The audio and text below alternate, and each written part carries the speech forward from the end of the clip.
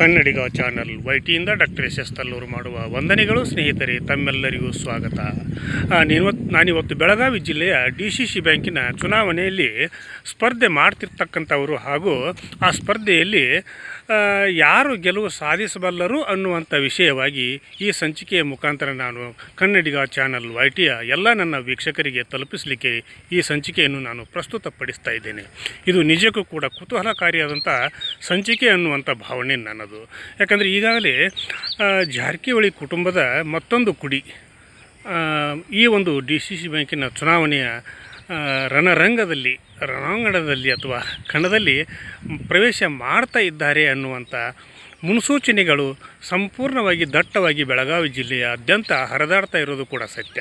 ಹೀಗಿರುವಾಗ ಅವರಾರು ಮತ್ತು ಅವರ ಒಂದು ಚುನಾವಣಾ ಲೆಕ್ಕಾಚಾರ ಹೇಗಿದೆ ಹಾಗೂ ಅವರನ್ನು ಕಣಕ್ಕಿಳಿಸಲು ಜಾರಕಿಹೊಳಿ ಕುಟುಂಬದ ಸದಸ್ಯರು ಯಾವ ರೀತಿ ಪ್ರಯತ್ನ ಮಾಡ್ತಾ ಇದ್ದಾರೆ ಅನ್ನೋದನ್ನು ಕೂಡ ಈ ಸಂದರ್ಭದಲ್ಲಿ ನಾವೆಲ್ಲರೂ ಕೂಡ ಅವಲೋಕನ ಮಾಡಿದಾಗ ಜಾರಕಿಹೊಳಿ ಸಹೋದರರು ಯಾವತ್ತೂ ಕೂಡ ದಿಢೀರ್ ನಿರ್ಧಾರ ಕೈಗೊಳ್ಳುವಂಥ ಜಾಯಮಾನದವರಲ್ಲ.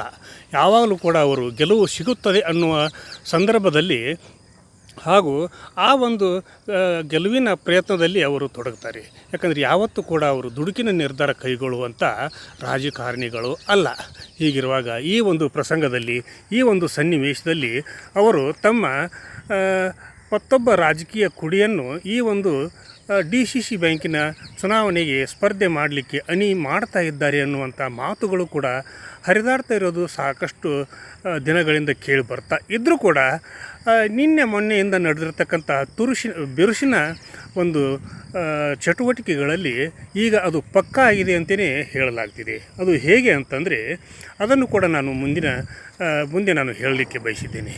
ಹೀಗಿರುವಾಗ ಈಗಾಗಲೇ ಬೆಳಗಾವಿ ಜಿಲ್ಲೆಯಾದ್ಯಂತ ಜಾರಕಿಹೊಳಿ ಕುಟುಂಬದ 3 ಸಹೋದರರಾದಂಥ ಹಾಗೂ ಜಿಲ್ಲಾ ಉಸ್ತುವಾರಿ ಸಚಿವರಾದಂಥ ಮಾನ್ಯ ಸತೀಶ್ ಜಾರಕಿಹೊಳಿಯವರು ಹಾಗೂ ಬಾಲಚಂದ್ರ ಜಾರಕಿಹೊಳಿಯವರು ಹಾಗೂ ರಮೇಶ್ ಜಾರಕಿಹೊಳಿಯವರು ಈಗಾಗಲೇ ಅವರು ತಮ್ಮ ಒಂದು ಕಾರ್ಯಚಟುವಟಿಕೆಗಳಲ್ಲಿ ಸಂಪೂರ್ಣವಾಗಿ ತಮ್ಮನ್ನು ತಾವು ತೊಡಗಿಸಿಕೊಂಡು ತಾವು ಕಣಕ್ಕೆ ಇಳಿಸಲಿಕ್ಕೆ ಬಯಸಿರ್ತಕ್ಕಂಥ ಅಭ್ಯರ್ಥಿಗಳು ಗೆಲ್ಲಲೇಬೇಕು ಅನ್ನುವಂಥ ಒಂದು ಹಠದಿಂದ ಅವರು ತಮ್ಮ ಚುನಾವಣಾ ರಾಜಕೀಯ ರಣತಂತ್ರಗಳಲ್ಲಿ ತಲ್ಲೀನರಾಗಿದ್ದಾರೆ ಅನ್ನುವಂಥ ಭಾವನೆಗಳು ರಾಜ್ಯದಾದ್ಯಂತ ಹಾಗೂ ಜಿಲ್ಲೆಯಾದ್ಯಂತ ಜನಜನಿತವಾಗಿರ್ತಕ್ಕಂಥದ್ದು. ಅದನ್ನು ಯಾರೂ ಅಲ್ಲಗಳೆಯಲಿಕ್ಕೆ ಸಾಧ್ಯವೇ ಇಲ್ಲ. ಹೀಗಿರುವಾಗ ಒಂದು ಕಡೆ ಜಾರಕಿಹೊಳಿ ಸಹೋದರರ ಒಂದು ಪ್ಲ್ಯಾನ್ ಏನಂತಂದರೆ ಆದಷ್ಟು ಮಟ್ಟಿಗೆ ಬೆಳಗಾವಿ ಜಿಲ್ಲೆಯ DCC ಬ್ಯಾಂಕಿಗೆ ಅವಿರೋಧವಾಗಿ ಆಯ್ಕೆ ಮಾಡುವಂಥ ಒಂದು ಪ್ಲ್ಯಾನ್ ಇತ್ತು. ಆದರೂ ಕೂಡ ಆ ಪ್ಲ್ಯಾನ್ ಈಗ ರಮೇಶ್ ಕತ್ತಿಯವರಿಂದಾಗಿ ಅದು ಹಿಂದಕ್ಕೆ ಹೋಯ್ತೇನೋ ಅನ್ನುವಂಥ ಭಾವನೆಗಳು ಕೂಡ ಕೇಳಿಬರ್ತಾ ಇವೆ. ರಮೇಶ್ ಕತ್ತಿಯವರು ಈ ಒಂದು ಪ್ರಯತ್ನಕ್ಕೆ ಅವರು ಒಪ್ಪಿದರೆ ಸಂಪೂರ್ಣವಾಗಿ ಬೆಳಗಾವಿ ಜಿಲ್ಲೆಯ DCC ಬ್ಯಾಂಕಿನ ಚುನಾವಣೆ ಅವಿರೋಧವಾಗಿ ಆಯ್ಕೆ ಆಗ್ತಿತ್ತು ಅಂತೇಳಿ ನಾವು ತಿಳಿದುಕೊಳ್ಬಹುದು. ಆದರೂ ಕೂಡ ರಮೇಶ್ ಕತ್ತಿಯವರು ಈ ಒಂದು ಹಂತದಲ್ಲಿ ಅವರು ತಾವು ಸ್ಪರ್ಧೆ ಮಾಡುವುದಾಗಿ ಪಟ್ಟು ಹಿಡಿದಿದ್ದರಿಂದ ಹಾಗೂ ಜಾರಕಿಹೊಳಿ ಕುಟುಂಬದ ಅಭ್ಯರ್ಥಿಗಳ ಪರವಾಗಿ ವಿರುದ್ಧವಾಗಿ ನಾನು ಸ್ಪರ್ಧೆ ಮಾಡ್ತೀನಿ, ಅದರಲ್ಲಿ ನಾನು ಗೆಲುವನ್ನು ಸಾಧಿಸ್ತೀನಿ ಅನ್ನುವಂಥ ಒಂದು ಅಚಲವಾದ ನಂಬಿಕೆಯಿಂದ ಪ್ರಯತ್ನಿಸ್ತಿರೋದು ಕೂಡ ಅಷ್ಟೇ ಸತ್ಯ. ಹೀಗಾದರೆ ಮುಂದಿನ ದಿನಗಳಲ್ಲಿ ಕತ್ತಿ ಕುಟುಂಬ ಹಾಗೂ ಜಾರಕಿಹೊಳಿ ಕುಟುಂಬಗಳ ನಡುವೆ ಯಾವ ರೀತಿಯ ಪರಿಣಾಮಗಳು ಉಂಟಾಗ್ತವೆ ಅನ್ನೋದನ್ನು ಈಗಲೇ ಹೇಳಲಿಕ್ಕೆ ಯಾರಿಂದಲೂ ಕೂಡ ಊಹಿಸಲು ಸಾಧ್ಯವೇ ಇಲ್ಲ ಅನ್ನುವಂಥ ಭಾವನೆಗಳು ಕೂಡ ಜಿಲ್ಲೆಯ ರಾಜಕೀಯ ವಲಯಗಳಲ್ಲಿ ಕೇಳಿ ಬರ್ತಾ ಇವೆ. ಹೀಗಿರುವಾಗ ಜಾರಕಿಹೊಳಿ ಕುಟುಂಬದ ಮತ್ತೊಂದು ಕುಡಿ ರಾಹುಲ್ ಜಾರಕಿಹೊಳಿ ಅವರು ಜಿಲ್ಲಾ ಉಸ್ತುವಾರಿ ಸಚಿವರು ಆಗಿರ್ತಕ್ಕಂಥ ಲೋಕೋಪಯೋಗಿ ಸಚಿವರಾಗಿರತಕ್ಕಂಥ ಸತೀಶ್ ಜಾರಕಿಹೊಳಿ ಅವರ ಸುಪುತ್ರರು ಹಾಗೂ ಅವರು ರಾಜ್ಯ ಕಾಂಗ್ರೆಸ್ ಪಕ್ಷದ ಯುವ ಘಟಕದ ಪ್ರಧಾನ ಕಾರ್ಯದರ್ಶಿಗಳಾಗಿಯೂ ಕೂಡ ಸೇವೆ ಸಲ್ಲಿಸ್ತಾ ಇದ್ದಾರೆ. ಜೊತೆಗೆ ತಂದೆಯ ಕ್ಷೇತ್ರ ಹಾಗೂ ತನ್ನ ಸಹೋದರಿಯ ಲೋಕಸಭಾ ಕ್ಷೇತ್ರದಾದ್ಯಂತ ತನ್ನ ಒಂದು ಕಾರ್ಯಚಟುವಟಿಕೆಗಳಲ್ಲಿ ಭಾಗವಹಿಸಿ ಅವರಿಗೂ ಕೂಡ ಸಹಾಯಕರಾಗಿ ನಿಂತಿದ್ದಾರೆ ಹಾಗೂ ಅವರ ಕೆಲಸ ಕಾರ್ಯಗಳಲ್ಲಿ ತಮ್ಮನ್ನು ತಾವು ತೊಡಗಿಸಿಕೊಂಡು ತಂದೆಗೂ ಹಾಗೂ ಸಹೋದರಿಗೂ ಸಹಾಯವನ್ನು ಮಾಡ್ತಾ ಇದ್ದಾರೆ ಅನ್ನೋದು ಕೂಡ ಅಷ್ಟೇ ಸತ್ಯ.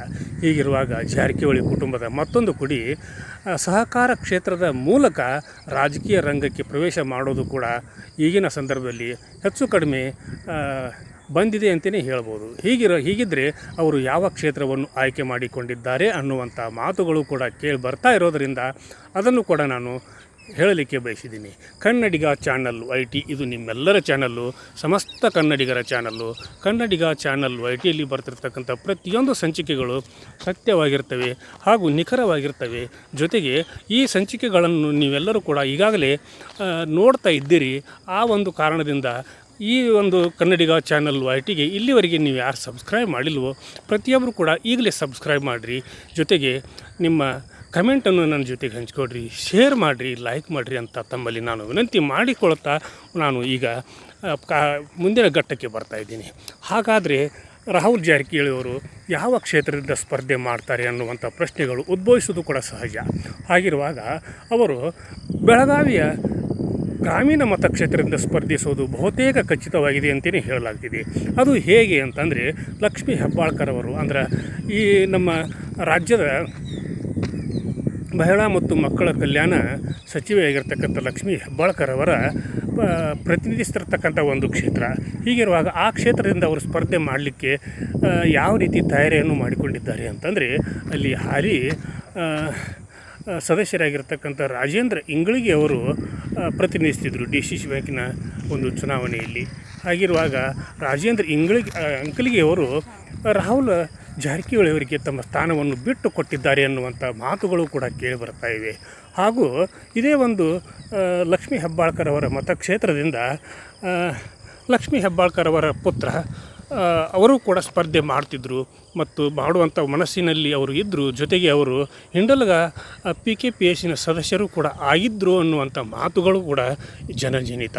ಹೀಗಿರುವಾಗ ಈ ಒಂದು ಹಂತದಲ್ಲಿ ಅವರು ರಾಹುಲ್ ಜಾರಕಿಹೊಳಿ ಅವರಿಗೆ ತಮ್ಮ ಮತಕ್ಷೇತ್ರಗಳನ್ನು ತಮ್ಮ ಕ್ಷೇತ್ರದಲ್ಲಿ ಅವರು ಚುನಾವಣೆಗೆ ಸ್ಪರ್ಧಿಸಲು ಅನುವು ಮಾಡಿಕೊಟ್ಟಿರುವುದಕ್ಕೆ ರಾಜಕೀಯ ವಲಯಗಳಲ್ಲಿ ಸಂಚಲನವನ್ನೇ ಉಂಟು ಮಾಡಿದೆ ಅಂತಲೇ ಹೇಳ್ಬೋದು.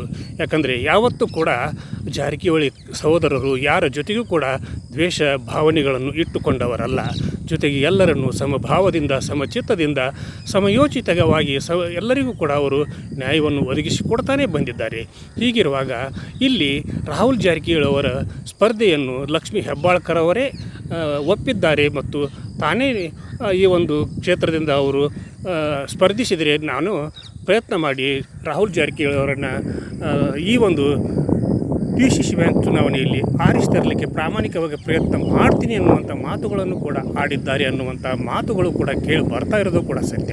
ಹೀಗಿರುವಾಗ ಲಕ್ಷ್ಮೀ ಹೆಬ್ಬಾಳ್ಕರ್ ಹಾಗೂ ಜಾರಕಿಹೊಳಿ ಕುಟುಂಬದ ನಡುವೆ ಯಾರು ಏನೇ ಹೇಳಲಿ ಅವರು ಒಳ್ಳೆಯ ಭಾವನೆಯಿಂದ ಹಾಗೂ ಒಳ್ಳೆಯ ಮನಸ್ಸಿನಿಂದ ಹಾಗೂ ಜಿಲ್ಲೆಯ ಜನತೆಯ ಹಾಗೂ ಜಿಲ್ಲೆಯ ಸರ್ವಾಂಗೀಣ ಪ್ರಗತಿಗೋಸ್ಕರ ತಮ್ಮನ್ನು ತಾವು ತೊಡಗಿಸಿಕೊಂಡಿದ್ದಾರೆ ಹಾಗೂ ಅರ್ಪಿಸಿಕೊಂಡಿದ್ದಾರೆ ಅನ್ನೋದಕ್ಕೆ ಈ ಒಂದು ಚುನಾವಣೆಯಲ್ಲಿ ರಾಹುಲ್ ಜಾರಕಿಹೊಳಿ ಅವರು ಸ್ಪರ್ಧೆ ಮಾಡ್ತಾ ಇರೋದು ಕೂಡ ಅಷ್ಟೇ ಸತ್ಯ. ಹೀಗಿರುವಾಗ ತನ್ನ ಕ್ಷೇತ್ರದಲ್ಲಿ ಜಿಲ್ಲಾ ಉಸ್ತುವಾರಿ ಮಂತ್ರಿಗಳ ಸುಪುತ್ರನನ್ನು ಆಯ್ಕೆ ಮಾಡಿ DCC ಬ್ಯಾಂಕಿಗೆ ಕಳಿಸುವುದಾಗಿಯೂ ಕೂಡ ಅವರು ಹೇಳಿದ್ದಾರೆ ಅಂತಲೇ ಹೇಳಲಾಗ್ತಿದೆ.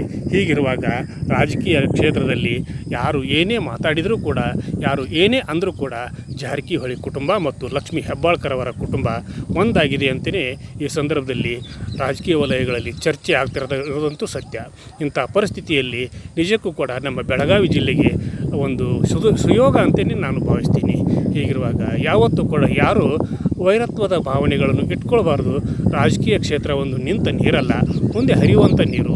ಹೀಗಾಗೋದ್ರಿಂದ ಮುಂದೆ ಲಕ್ಷ್ಮೀ ಹೆಬ್ಬಾಳ್ಕರ್ ಅವರ ಸುಪುತ್ರನಿಗೂ ಕೂಡ ಮುಂದಿನ ರಾಜಕೀಯ ಭವಿಷ್ಯ ಉಜ್ವಲವಾಗಲಿಕ್ಕೆ ಸಾಧ್ಯ ಅನ್ನುವಂಥ ಭಾವನೆಗಳು ಕೂಡ ಕೇಳಿ ಬರ್ತಾ ಇರೋದು ಕೂಡ ಸತ್ಯ. ಹಾಗಾಗಿ ಈ ಒಂದು ಕ್ಷೇತ್ರದಲ್ಲಿ ಸತೀಶ್ ಜಾರಕಿಹೊಳಿ ಅವರ ಸುಪುತ್ರರಾಗಿರ್ತಕ್ಕಂಥ ರಾಹುಲ್ ಜಾರಕಿಹೊಳಿ ಅವರು ಮತ್ತೊಮ್ಮೆ ಅವರು ಸಹಕಾರಿ ಕ್ಷೇತ್ರದಿಂದ DCC ಬ್ಯಾಂಕಿನ ಚುನಾವಣೆಗೆ ಸ್ಪರ್ಧಿಸಿ ಆಯ್ಕೆಯಾಗಿ ಜಿಲ್ಲೆಯಲ್ಲಿ ಜಾರಕಿಹೊಳಿ ಕುಟುಂಬ ಹಾಗೂ ಲಕ್ಷ್ಮೀ ಹೆಬ್ಬಾಳ್ಕರ್ ಅವರ ಕುಟುಂಬ ಮತ್ತೊಮ್ಮೆ ತಮ್ಮ ಹಿಡಿತವನ್ನು ಇಟ್ಕೊಳ್ತಾರೆ ಅನ್ನುವಂಥ ಸುದ್ದಿಗಳು ಕೂಡ ಬೆಳಗಾವಿ ಜಿಲ್ಲೆಯಾದ್ಯಂತ ಹರಡ್ತಾ ಇರೋದು ಅಂತೂ ಈಗಿನ ಮಟ್ಟಿಗೆ ಸತ್ಯ. ಮುಂದೆ ಏನಾಗುತ್ತೋ ಅದು ದೇವರಿಗೆ ಗೊತ್ತು ಮತ್ತು ಅವರಿಬ್ಬರಿಗೆ ಬಿಟ್ಟಂಥ ವಿಷಯ.